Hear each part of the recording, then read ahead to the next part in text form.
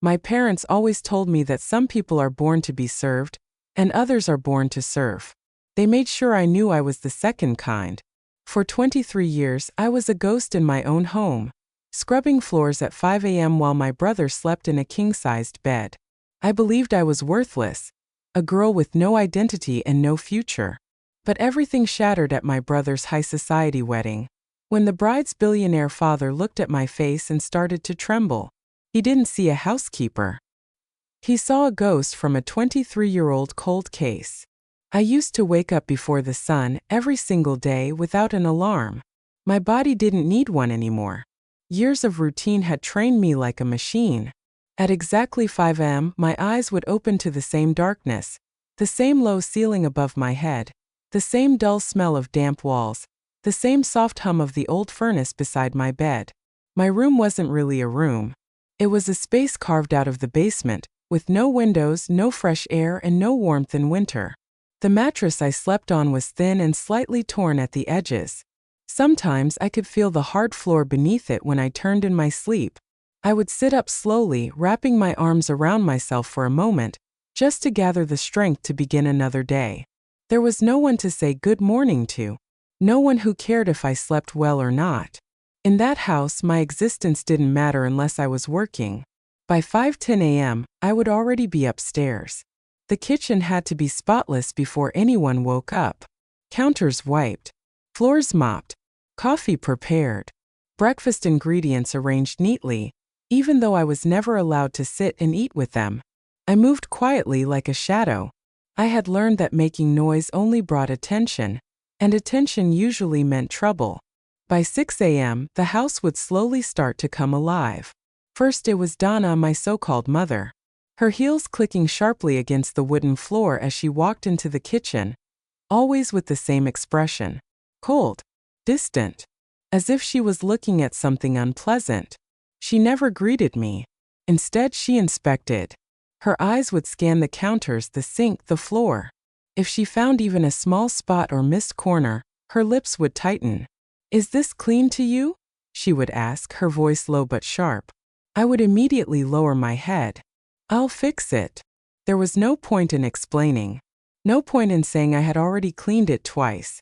In that house, I was always wrong. Then came Gerald. He didn't need to say much. His presence alone was enough to fill the room with tension. He believed in control, in order. And to him, I was something he owned, not someone who had feelings. If Donna was cold, Gerald was something else entirely, calculating. He liked to remind me of my place. "Don't forget," he would say sometimes, standing too close, his voice just above a whisper. "You have nothing. No name.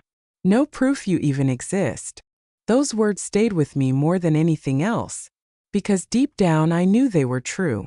I had no birth certificate, no school records, no identification, nothing that connected me to the outside world. It was like I had never been born. By 7 a.m., Brandon would come downstairs. The golden boy, the favorite, the one who had everything I didn't. He would walk into the kitchen half asleep, scrolling through his phone, completely unaware, or maybe just uninterested, in everything happening around him. His life was easy. Expensive clothes, private school, new cars, friends who laughed loudly and talked about vacations and parties. Sometimes I would watch him from across the room while I washed dishes. We were supposed to be siblings, but we lived in completely different worlds. He never questioned why I didn't go to school. Never asked why I wasn't allowed to sit at the table. Never wondered why I always looked tired. Or maybe he did notice, and just didn't care. After breakfast, the real work began. Laundry, cleaning bathrooms, dusting every room in the house, organizing closets, running errands, cooking lunch, preparing dinner. Every hour of my day was planned for me. There was no free time, no rest, no moment to just exist. The only thing I had that belonged to me was my mind. And even that I had to protect carefully, because learning wasn't something they allowed. I wasn't sent to school. They called it homeschooling, but that was just a lie they told others. In reality, no one taught me anything. I learned to read by collecting old magazines they threw away. I would hide them under my mattress and read them at night, using a small flashlight I had found in the garage. At first, the words didn't make sense, but slowly, piece by piece, I started to understand.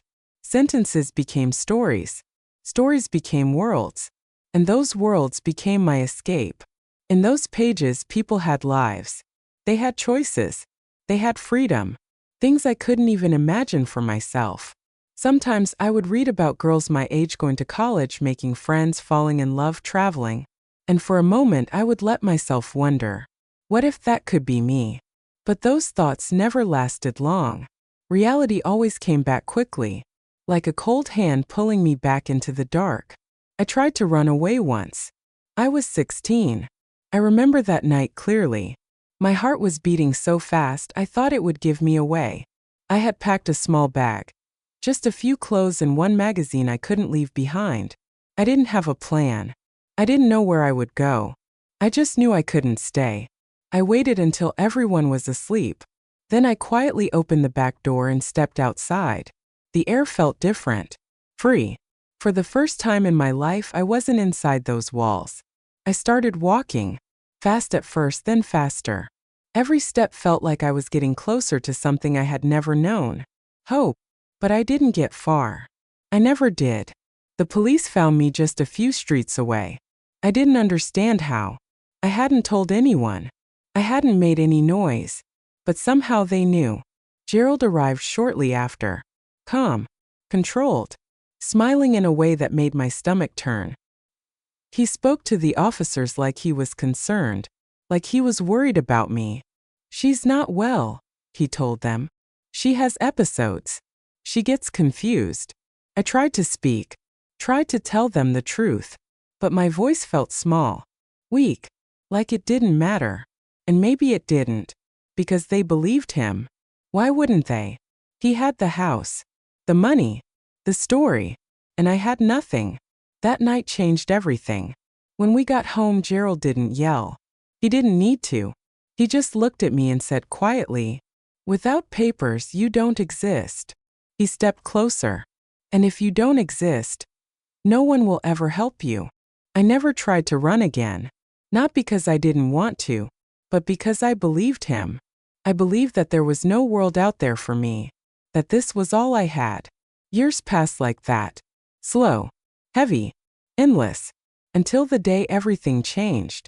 It started with a wedding. Brandon's wedding. Suddenly, the house was full of excitement. Donna was obsessed with every detail. The flowers. The guest list. The dresses. Everything had to be perfect. Because this wasn't just any wedding.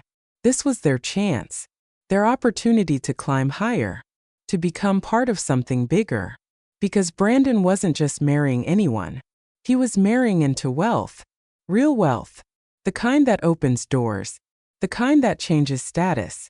Her name was Victoria. Elegant. Beautiful, confident in a way I had never seen before. And her family, they were powerful, especially her father, a man people respected, feared even. From the moment I heard his name, I knew this wedding wasn't just important, it was everything to them. And for me, it meant more work, more pressure, more chances to make a mistake. I wasn't part of the family in this event. I wasn't a guest. I wasn't even seen. I was staff. They gave me a uniform. Simple. Plain. Invisible. Stay out of sight, Donna told me. And don't embarrass us. I nodded, like I always did. But something felt different. I didn't know why. Maybe it was the scale of everything. Maybe it was the people. Or maybe it was the feeling that something was about to change. I just didn't know how yet. The wedding day arrived faster than I expected. The house was filled with noise, movement, and tension. Everyone had a role. Everyone had a place. Except me.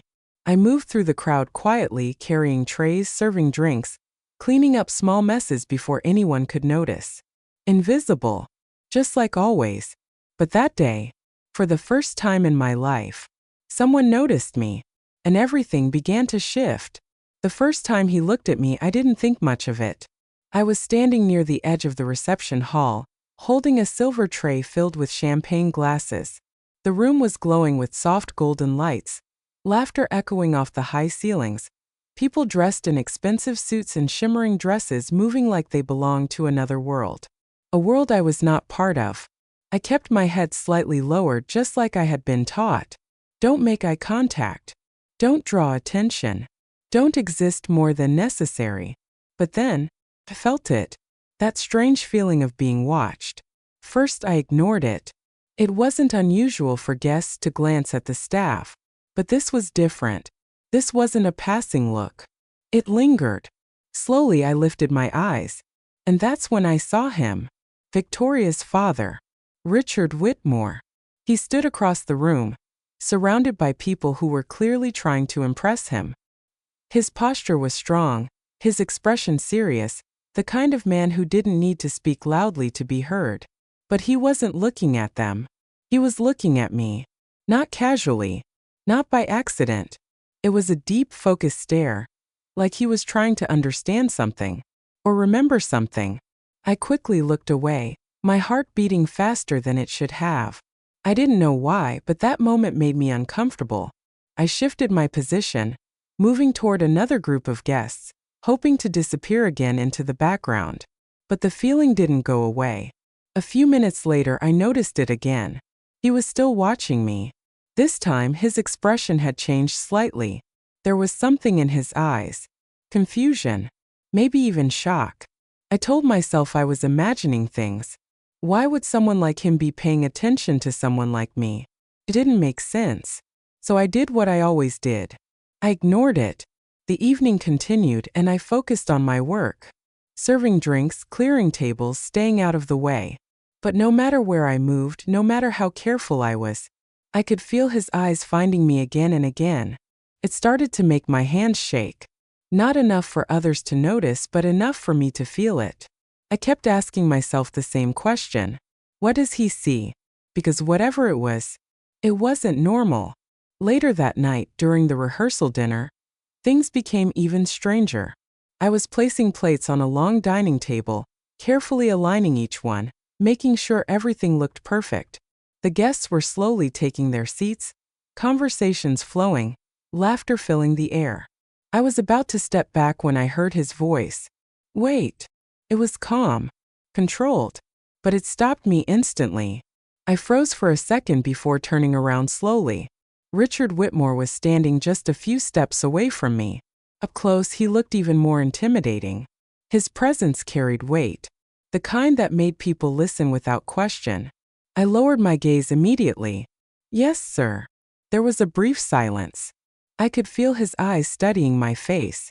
Not in a rude way. Not in the way some men looked at women. This was different. Careful. Almost searching. What's your name? He asked. The question caught me off guard. No one ever asked me that. Not like this. Not with genuine interest. I hesitated for a moment. Brianna, I said quietly. That's what they called me. Even though deep down I never felt like it truly belonged to me. He repeated it softly. Brianna. As if testing how it sounded. Then after a short pause, he asked something that made my stomach drop. Do you know who your real mother is? For a second I couldn't breathe. The world around me seemed to blur. That question. No one had ever asked me that before. Not even myself. Because I had always been too afraid to think about it. I struggled to find words. I don't know, sir. His expression tightened slightly. Not disappointment. Something deeper. Pain. Before I could understand what was happening, Donna's voice cut through the moment like a blade. She's just staff. Her tone was sharp, forced. I didn't need to look to know she was angry. She doesn't need to be part of this conversation. Richard didn't take his eyes off me. Not even for a second. I asked her a question, he replied calmly. The tension between them was immediate. Heavy. Uncomfortable. Gerald stepped in next, his voice smooth but firm. Of course, he said with a polite smile. She's been with us for years. Like family. The lie was so easy for him. So natural. I felt my hands tighten around the edge of the tray I was holding. Richard finally looked away from me, but not before one last glance. a glance that felt like it meant something. I just didn't know what. "You may go," Donna said quickly, her eyes locking onto mine in warning. I didn't wait. I turned and walked away, my heart pounding so loudly I was sure someone could hear it. That night I couldn't sleep. For the first time in years, my mind refused to stay quiet. That question kept repeating in my head. Do you know who your real mother is? Why would he ask that? What did he mean? And the way he looked at me, like he recognized something, it didn't make sense. None of it did. But something inside me had shifted. A small crack in the life I had always known. The next day was the wedding. Everything was bigger. More people. More pressure. More expectations. The venue was breathtaking, flowers everywhere, soft music playing, sunlight pouring through large glass windows. It looked like something out of a dream, but for me it was just another place to work. I wore the same uniform, blended into the background, stayed invisible, or at least, I tried to, because no matter how hard I tried, I couldn't ignore it anymore. Richard Whitmore kept noticing me. During the ceremony, while everyone's attention was on the bride and groom, I caught him looking in my direction again. During the reception, while guests laughed and celebrated, his eyes would find me across the room. And every time it happened, that same feeling returned, like something was building, like something was about to happen. Then came the moment that changed everything. The family portraits. It was supposed to be a simple process. Close family only. Perfectly arranged photos to capture the image of happiness and success. I was standing off to the side holding a tray, waiting in case someone needed something. I wasn't supposed to be part of it. I never was. But then suddenly, you. The voice was clear. Direct. I looked up confused. Richard was looking straight at me. Come here. My heart skipped. I glanced toward Donna and Gerald instinctively. Their faces had changed instantly. Shock. Then anger. Silent, controlled anger. I hesitated. I don't think.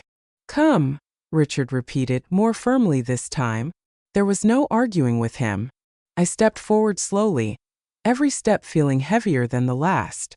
I could feel everyone's eyes on me now, judging, confused, annoyed. Gerald tried to intervene. She's coming into the photo, Richard said, cutting him off without even looking at him. That was it. No one argued after that. Because people like Gerald didn't challenge people like Richard. I walked into the frame, my hands slightly trembling, unsure of where to stand. Richard stepped closer to me. Too close. Close enough that only I could hear him. The camera flashed once. Then again. And in that moment, he whispered something under his breath. Those eyes, that chin. My God. I didn't understand. But I felt it. Whatever he was seeing. It wasn't just a coincidence. It was something real. Something important. And for the first time in my life, I felt like I wasn't invisible anymore. I just didn't know if that was a good thing or a dangerous one. After the photos ended, I expected everything to go back to normal. I thought I would return to the background, to carrying trays and wiping tables, to being unseen and unnoticed like I had been my entire life. But it didn't happen. Something had changed. And I could feel it in the way the air around me felt heavier, more aware. People started looking at me differently. Not warmly, not kindly, but curiously. Like I didn't belong where I was standing. Like I had stepped into a place I wasn't supposed to enter. Donna didn't say anything immediately, but her eyes followed me everywhere. Sharp, watchful, warning me without words. Gerald stayed close to Richard for most of the evening, trying to keep control of the situation, trying to guide conversations away from anything that might raise questions. But it was already too late. The damage, or maybe the truth, had already started to surface. I tried to stay focused on my work, but my mind kept going back to what Richard had whispered. Those eyes, that chin. What did it mean? Why did it sound like he was remembering something instead of noticing something new? I didn't have time to think too deeply about it. Because not long after the reception began, one of the staff members came up to me. He's asking for you, she said quietly. I froze. Who? She glanced over her shoulder. Victoria's father. My stomach tightened instantly. Why? She shook her head slightly. I don't know. But you should go.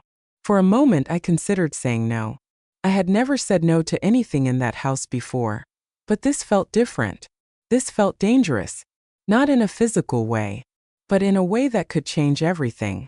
And change was something I had learned to fear. Still, I knew I didn't have a choice.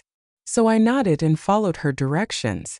She led me through a set of glass doors that opened onto a quiet terrace. The noise from the reception faded behind me, replaced by soft night air and the distant sound of music. And there he was, standing alone, looking out into the darkness. For a second I thought about turning back. But before I could move, he spoke. I was wondering when you'd come. His voice was calm, but there was something underneath it. Something serious. I stepped forward slowly. You asked for me, sir? He turned to face me. Up close, his expression looked different than before. Less controlled. More emotional. Yes, he said. I did. There was a pause. Not uncomfortable, but heavy, like he was choosing his words carefully. I need to ask you something, he continued. I nodded slightly, even though my heart was already racing. Have you ever seen a picture of yourself as a baby? The question caught me off guard. I blinked. No. Do you have a birth certificate? No. Any medical records? School documents? Anything official? Each question hit harder than the last. Each one reminded me of the same truth. I had nothing. I shook my head slowly. No, sir. He exhaled deeply, running a hand over his face as if trying to process something. Then, without saying anything else, he reached into his jacket pocket and pulled out something small. A photograph. Old. Slightly faded. He held it out toward me. Look at this. My hands hesitated for a second before I took it. The moment my eyes landed on the image, something inside me shifted. It was a woman, beautiful in a quiet, soft way. She had chestnut hair that fell gently around her shoulders. Her eyes, I froze. They were green. Not just green, the same shade as mine. Bright, rare, almost striking. My fingers tightened slightly around the edges of the photo. Who is she? I asked quietly. His voice softened when he answered. My sister. I looked up at him, confused. She was the kindest person I ever knew, he continued. Her name was Margaret. There was pain in his eyes now. Real pain. Not hidden. Not controlled. 23 years ago, he said slowly, she had a baby girl. My chest tightened. A beautiful little girl, he continued. Healthy. Perfect. His voice started to crack slightly. But 2 days after she was born, that baby disappeared. I felt like the ground beneath me was shifting. She was taken from the hospital nursery, he said. No signs of forced entry. No witnesses. Just gone. I couldn't speak. I couldn't move. I just listened. The case went cold, he added quietly. The police searched for years, but they never found anything. He looked down for a moment before continuing. My sister never recovered. She waited. Hoped. Believed her daughter was still alive somewhere. He swallowed hard. But 5 years later she died. Silence filled the space between us. The weight of his words pressed down on me. I looked back at the photo in my hands, at the woman who looked like me. Or maybe I looked like her. What does this have to do with me? I asked, my voice barely above a whisper. He stepped closer. Not threatening, but certain. Everything, he said. My heart started pounding so loudly I could hear it in my ears. I've spent 23 years looking for that child, he continued. Every lead, every possibility, every false hope. His eyes locked onto mine. And then I saw you. I felt my breath catch. The resemblance is not small, he said. It's not coincidence. I shook my head slightly. No, that's not possible. But even as I said it, something inside me questioned it. Isn't it? He asked gently. I didn't answer. 'Cause I didn't know how to. Tell me something, he said. How long have you lived with the Pattersons? As long as I can remember, I replied. And they've never shown you any documents? Any proof of who you are? No. Have they ever explained where you came from? I hesitated. No. The silence that followed felt louder than any noise. Then he said the words that changed everything. I think you might be her. My mind went blank. I think, he repeated slowly, you might be my niece. I took a step back instinctively. No. It came out before I could stop it. No, that's not. I don't expect you to believe it right away, he said quickly. But I need you to consider the possibility. I shook my head again, my thoughts spinning. This didn't make sense. None of it did. I struggled to find the word. Nothing. He looked at me with something close to anger. Don't say that. The intensity in his voice surprised me. You are not nothing, he said firmly. I stared at him, unsure of how to respond, because for 23 years, that's exactly what I had been told. That's exactly what I believed. He took a breath, calming himself. There's a way to know for sure, he said. I already knew what he was going to say. A DNA test. The words hung in the air between us. Simple, clear, terrifying. If I'm wrong, he continued, then you lose nothing. I almost laughed at that. Lose nothing? I had nothing to begin with. But if I'm right, he said quietly. He didn't finish the sentence. He didn't need to, because something deep inside me already understood. Everything would change. I looked down at the photo again, at the woman with my eyes, at the life I had never known, at the question that had never been asked before. Who am I?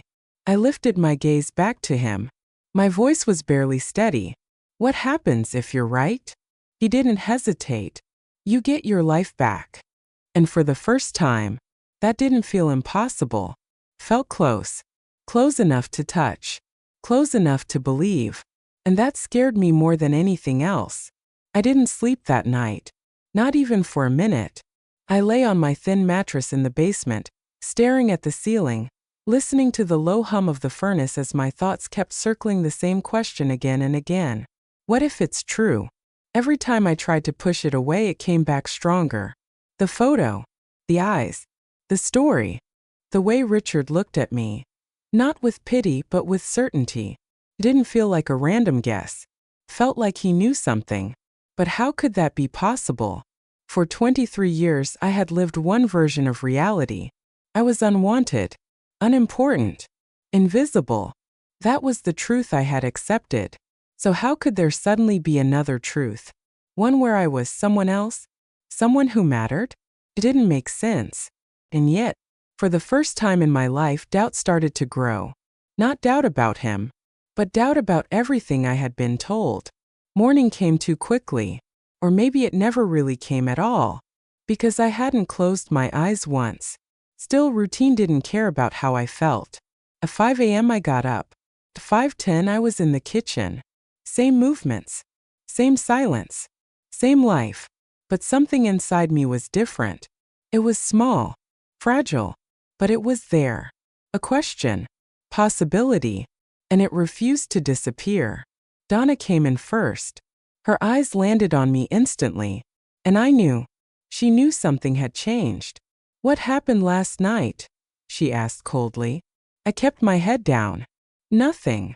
The lie came out automatically. But it wasn't convincing. Her voice sharpened. Don't lie to me. My hands tightened slightly around the cloth I was holding. He spoke to you, she continued. Why? I don't know, I said quietly. That part was true. At least partially. She stepped closer. Too close. Her presence always made the air feel thinner. You will stay away from him today, she said, her voice low but firm. Do you understand?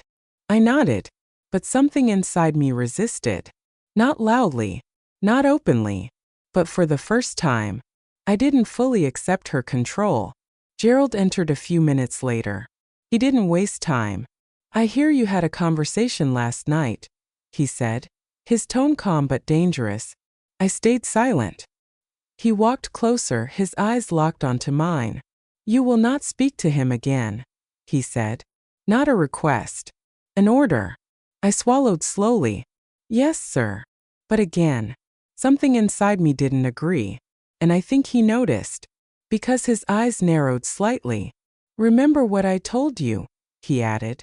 You don't exist outside this house. Those words used to feel like chains, heavy, unbreakable, but now, they felt like something else, like something that could be challenged. I went through the rest of the morning on autopilot, cleaning, organizing, serving, but my mind wasn't there.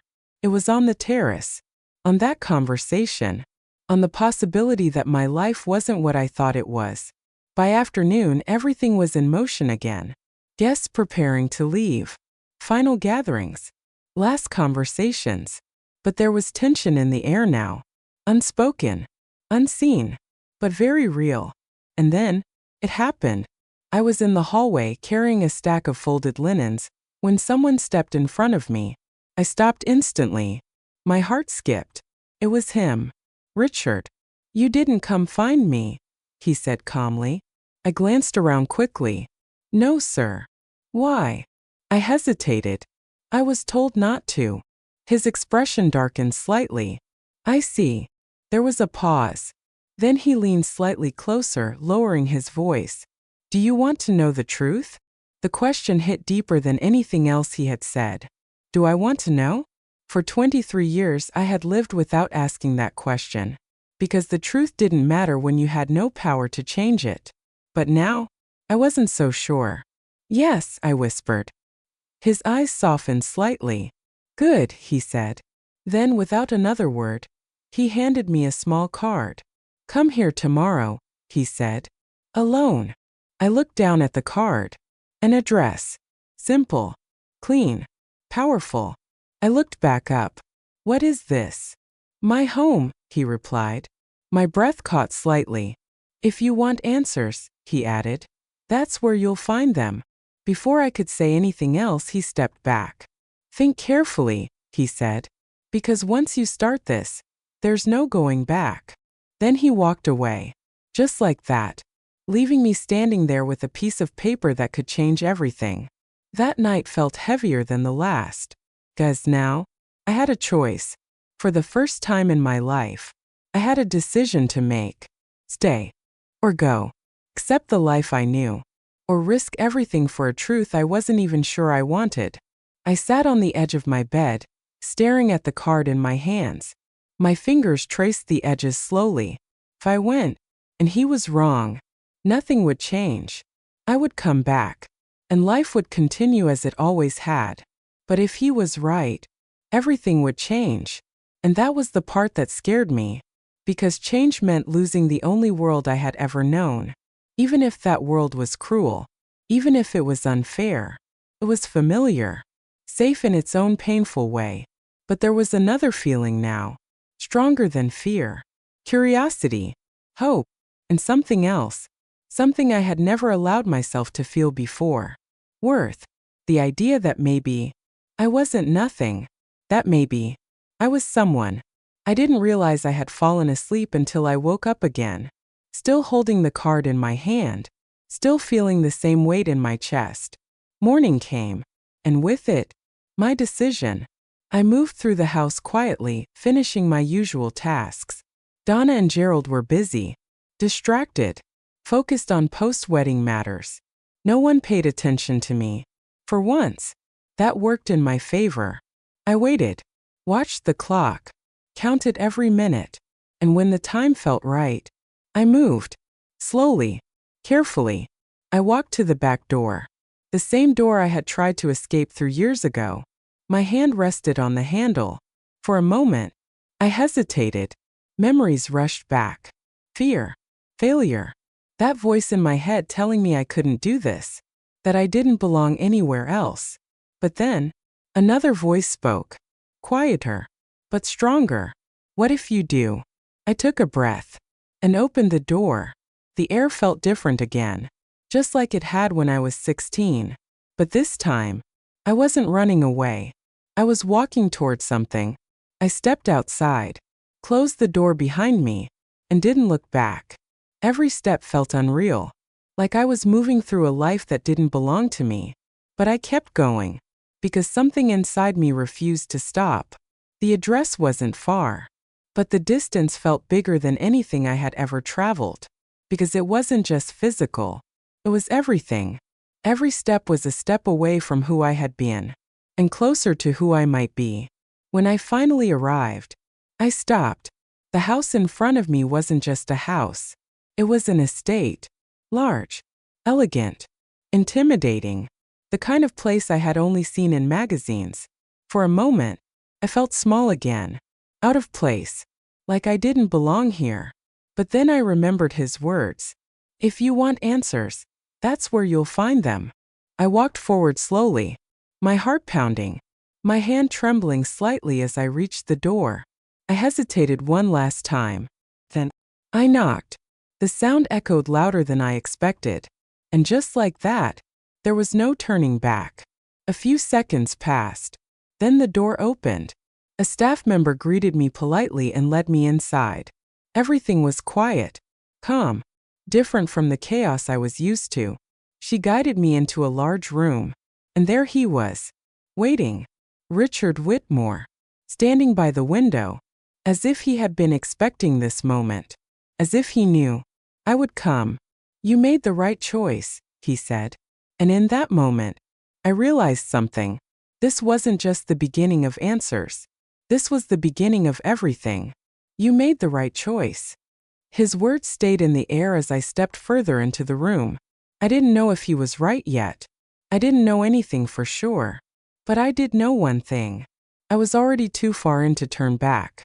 The room felt different from anything I had ever experienced before. It wasn't just the size or the furniture or the quiet elegance. It was the feeling. Calm. Safe. No tension. No fear of doing something wrong. For a moment, I didn't know how to exist in a space like that. Sit, Richard said gently, gesturing toward a chair. I hesitated for a second, not because I didn't want to sit, but because I wasn't used to being offered a place at the table. Still, I nodded and sat down slowly, my hands resting in my lap, fingers slightly curled as if they didn't know what to do without work. He sat across from me, not above me, not towering over me, just across. Equal. That alone felt strange. I won't waste your time, he said calmly. I know this is overwhelming. I nodded faintly. That was an understatement. But we need clarity, he continued. And there's only one way to get it. I knew what he meant. The DNA test. My chest tightened slightly. I've already arranged everything, he said. A private lab. Discreet. Fast results. I looked up at him. Why? I asked quietly. The question came from somewhere deeper than I expected. Why are you doing this? He didn't answer immediately. For a moment, his expression softened. Then he said something simple. Because if you are who I think you are, then I failed you once. His voice carried weight, regret, and I won't fail you again. I didn't know what to say to that, so I stayed silent. A woman entered the room shortly after. Professional, kind. She explained the process clearly, her voice calm and reassuring. It was simple. A cheek swab. Quick. Painless. But the meaning behind it, that was anything but simple. I sat still as she prepared the kit. My heart was beating faster now, not from fear exactly, but from anticipation, because in a few days, everything would either change or stay exactly the same. Are you ready? She asked. I hesitated, just for a second. Then I nodded. Yes. The swab was gentle, quick, over in seconds. And just like that, it was done. But it didn't feel done. It felt like something had just begun. After she left, the room felt quieter, heavier. Richard leaned back slightly, watching me carefully. Results will take 3 days, he said. 3 days. It sounded short, but it felt like a lifetime. What do I do until then? I asked. The question slipped out before I could stop it. Because the truth was, I didn't know where I belonged anymore. I couldn't go back to feeling the same, but I didn't know how to move forward either. You stay here, he said simply. My eyes widened slightly. Here. He nodded. Yes. It's safer. Safer. The word echoed in my mind. I wasn't used to thinking about safety. You don't have to return there, he added. There. He didn't say the name. He didn't need to. I knew exactly what he meant. I looked down at my hands. Part of me wanted to say yes immediately, to accept, to stay. But another part, the part that had been trained for 23 years, hesitated. I struggled to find the words. They'll notice. His expression hardened slightly. Let them. That response surprised me. They have no right over you, he continued. Not anymore. Not anymore. Those words felt powerful, but also unfamiliar. I need time, I said quietly. He studied me for a moment, then nodded. Take it, he said. He didn't push. He didn't force. And that alone made me trust him more. Because I wasn't used to having a choice. I spent the rest of the day there. Not as staff. Not as someone invisible. But as a person. They gave me food. And for the first time, I sat at a table and ate without feeling like I was doing something wrong. No one watched me. No one judged me. No one told me to hurry. It felt unreal. Like I was stepping into a life I had only read about. But the feeling didn't last completely. Because in the back of my mind, there was still fear. Fear of what would happen when the Pattersons realized I was gone. Fear of what they might do. And I wasn't wrong to feel that. Because by the next morning, they knew. I was sitting in the same room when one of the staff members approached Richard quietly. They're here, she said. My body went still. I didn't need to ask who. I already knew. Richard's expression didn't change much. Let them in, he said calmly. My heart started pounding. Fast. Loud. Uncontrollable. This was it. The confrontation I had always feared. Footsteps echoed in the hallway. Sharp. Familiar. And then they appeared. Donna. Gerald. Walking into the room like they still had control. Like they still owned everything. But something was different this time. Because I wasn't standing behind them anymore. I was sitting. Across the room. And for the first time, they were the ones who looked uncertain.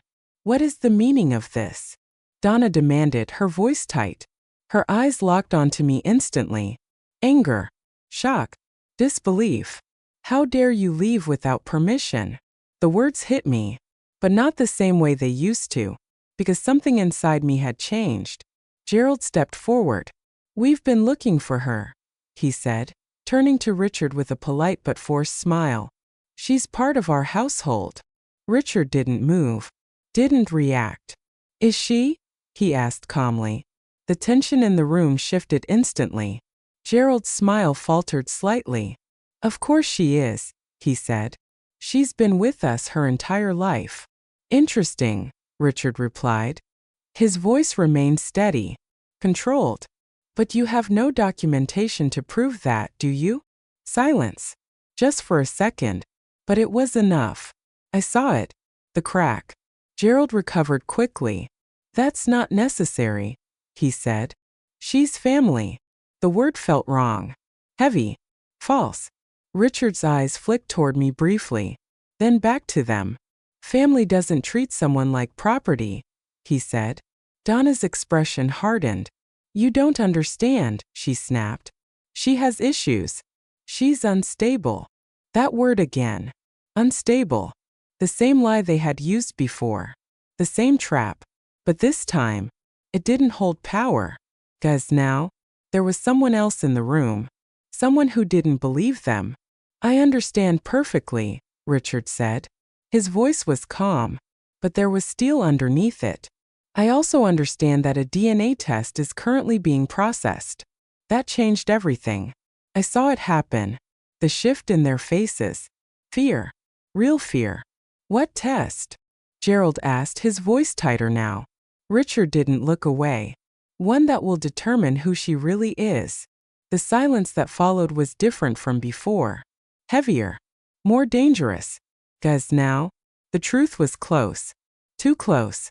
Donna laughed suddenly. Sharp. Forced. This is ridiculous, she said. You're being manipulated.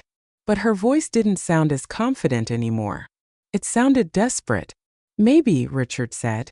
Then he added quietly, or maybe the truth is finally catching up.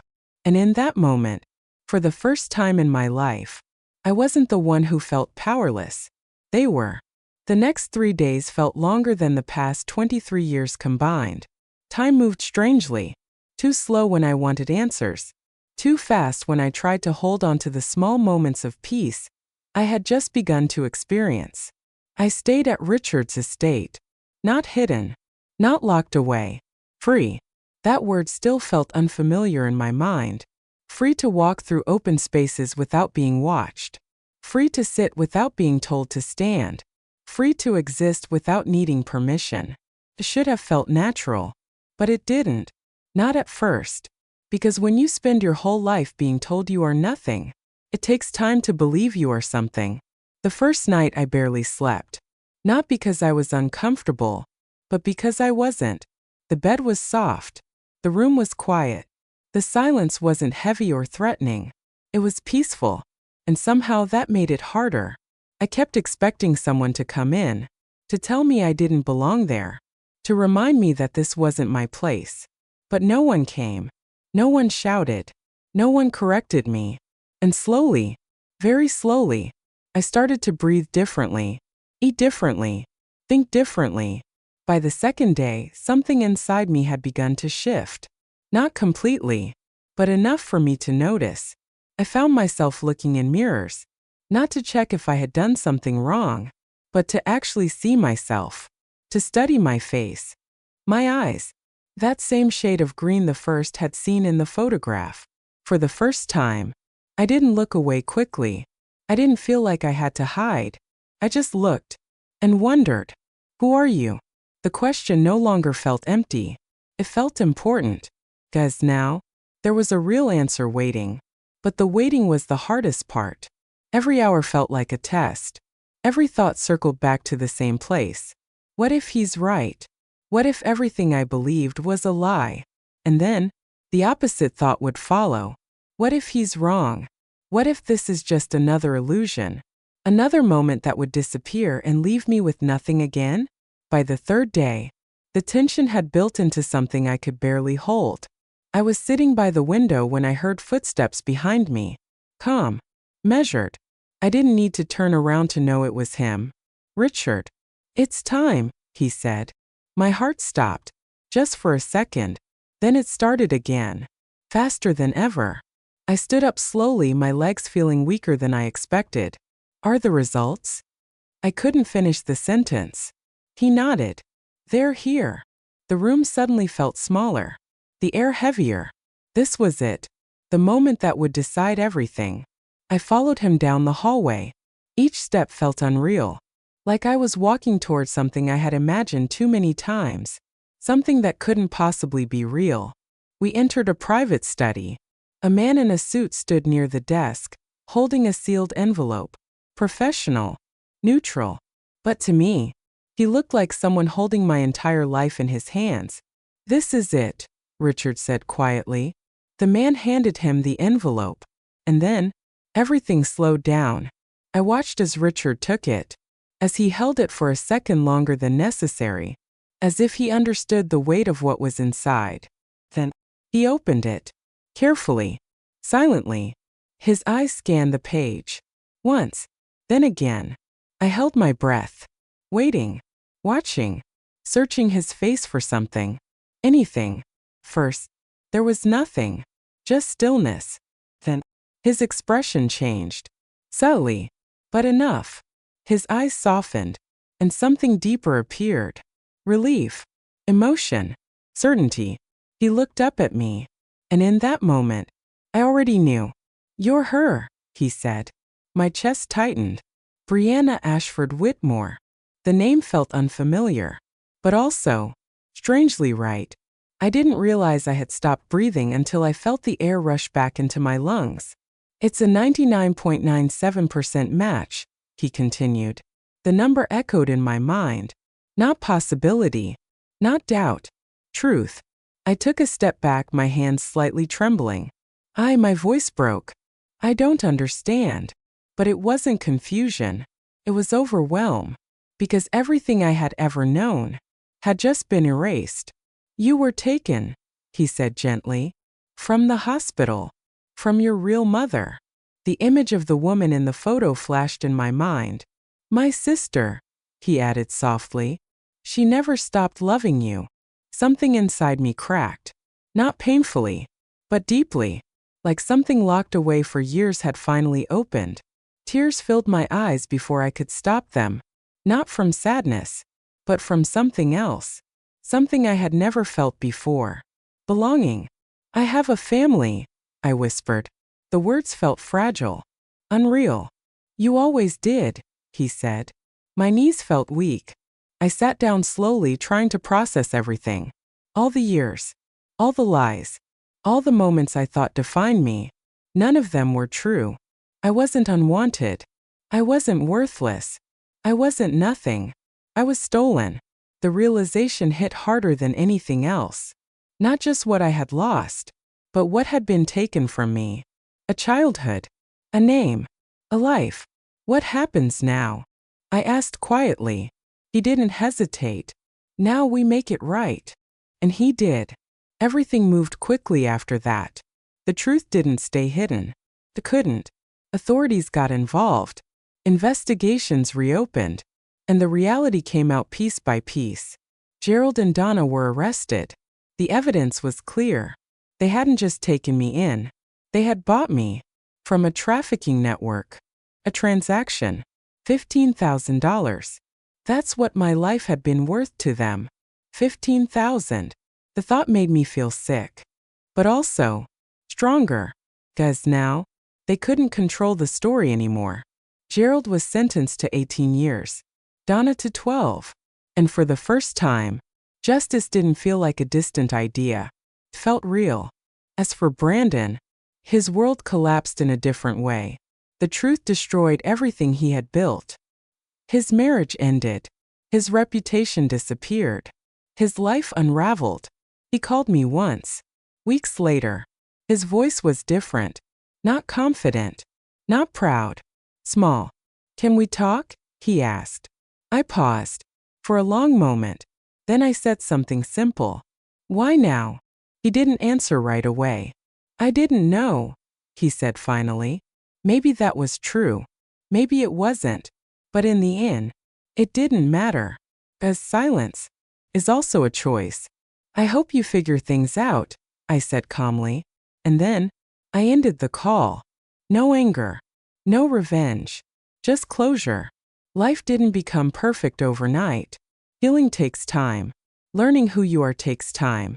But for the first time, I had the chance to try. I had a name. A real one. Brianna Ashford Whitmore. I had a past. And now, I had a future. Today I still wake up at 5 a.m. Old habits don't disappear easily. But I don't wake up in a basement anymore. I wake up in a place where I belong. I sit by a window. I watch the sun rise. And I breathe. Not because I have to, but because I can. I'm studying now. Learning things I was never allowed to learn. Understanding a world I was once kept away from. And slowly, I'm finding my voice. Not just for myself, but for others. People who feel invisible. People who believe they are nothing. People who have been told their entire lives that they don't matter. Because I know that feeling. I lived it. But I also know something else now. The truth. We are not what people tell us we are. We are not the lies we grow up believing. We are more. Always more. On my desk there's a letter. Written years ago. By a woman I never got to meet. My mother. She wrote it before I was taken. In it she said something simple. Something I carry with me every day. You are meant for extraordinary things. For 23 years, I believed I was born to serve. Now I know the truth. I was born to be loved. And so were you. People think the story ends when the truth comes out. When the bad people are punished. When the lost identity is found. when the girl finally gets her name back. But the truth is, that's not the end. That's where the real story begins. Because finding out who you are is only the first step. Learning how to live as that person, that's the hard part. The first time I introduced myself as Brianna Ashford Whitmore, my voice almost failed me. It happened in a quiet room. A simple moment. Someone asked, "What's your name?" A normal question. One that people answer without thinking. But for me, it felt like standing on the edge of something massive. For a second, my mind went blank. Not because I didn't know the answer, but because I wasn't used to saying it. "I'm Brianna," I said softly. Then I paused, took a breath, and finished it. Brianna Whitmore. The words felt unfamiliar, heavy, but also right, like trying on something that had always belonged to me, even if I had never worn it before. Adjusting to my new life wasn't easy. People think comfort makes everything better, that a nice home, kind people, and freedom automatically fix the past. But trauma doesn't disappear just because your surroundings change. It follows you, quietly, in habits, in reactions, in the way you see yourself. The first time someone handed me something and said, "This is yours," I hesitated. I almost gave it back. Because for years, nothing was mine. The first time someone asked me what I wanted to eat, I couldn't answer. Because I had never been asked that before. The first time I made a mistake, I flinched, waiting for anger, for punishment, for the familiar reaction I had learned to expect. But it never came. Instead, they said something simple. "It's okay." And somehow, that was harder to accept than anything else. Richard never rushed me. He didn't expect me to suddenly become someone new. He understood that healing is not a straight path. Some days were easier. Some days felt impossible. But he stayed consistent, present, patient, not just as someone who had found me, but as someone who truly cared. Sometimes I would catch him watching me quietly, not in a way that made me uncomfortable, but in a way that felt protective, like he was making sure I was really there, like he still couldn't believe I was real. One evening, I finally asked him something that had been sitting in my heart. "Do you ever wish you had found me sooner?" The question hung in the air. He didn't answer immediately. When he did, his voice was soft. Every day, there was no hesitation, no doubt. "I replay it all the time," he continued. "Every missed lead, every dead end, every moment I could have done more." I looked down, my chest tightening slightly. "You didn't know," I said. He nodded slowly. "I know that," he replied. "But knowing doesn't erase the feeling." I understood that, because I had my own version of that feeling. All the years I stayed silent. All the times I didn't fight back. All the moments I accepted things I shouldn't have. But then, I realized something important. We were both looking at the past with knowledge we didn't have at the time. And that's a kind of weight no one deserves to carry forever. "You found me," I said quietly. He looked at me. "That's what matters." For a moment, neither of us spoke. But something shifted. Something lighter. As time passed, I started building something I had never had before. A life that belonged to me. Not controlled. Not defined by others. Mine. I began studying. First, it was difficult. I was behind in ways most people couldn't understand. Basic things felt overwhelming. But I didn't give up. Because for the first time, learning wasn't something I had to steal in the dark. It was something I was allowed to do, encouraged to do, supported in. And slowly, I caught up. Then I moved forward. I chose to study something that felt close to my heart. Something that made sense to me. Helping others. People like me. People who felt invisible. People who had been told they didn't matter. Because I knew how dangerous that belief could be. And I knew how powerful it was to break it. Months later, I went back. Not to live. Not to stay. But to stand. The house looked the same. Nothing had changed on the outside. But everything felt different. Because I was different.